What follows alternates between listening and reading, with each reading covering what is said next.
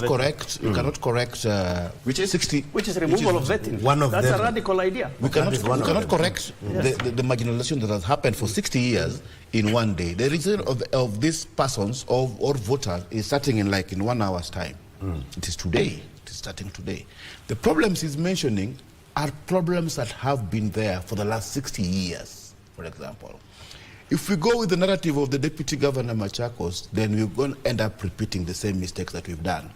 The vetting that they're talking about, a very wrong policy that was put in place. It was put in place to mess up the already existing problems. Don't vet. Why do you vet?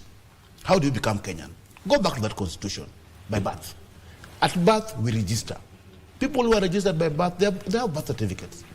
People who are born in Somali, why do you have to come and vet them? The people I'm telling you who are denied IDs have birth certificates. So the problem is structural. You know, there's something. You have high school degree, you have your parents. Hold on. Both certificates, Professor. And you have been denied, my friend. Professor. This is. So yes. what the DG is saying is actually a violation of human rights, and it's called in our studies structural violence. When you embed things in our structures to deny people chances. For example, if you go to a bank, I come from the Luo community, and sometimes we are accused of not paying loans, which is not true.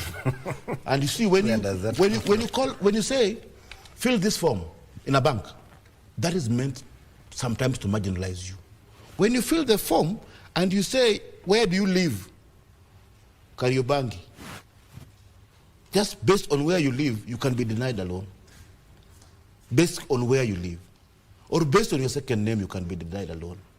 For example, what they're saying, that people don't have IDs. What are IDs for? A person who doesn't have ID in Kenya has no right of banking. Because in banks, for you to open a bank account, you must have an ID.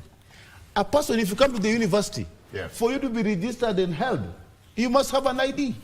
For you to become a student in Kenya university, you must have an ID for you to get your systems working. Do that now? So already you're marginalized on many things.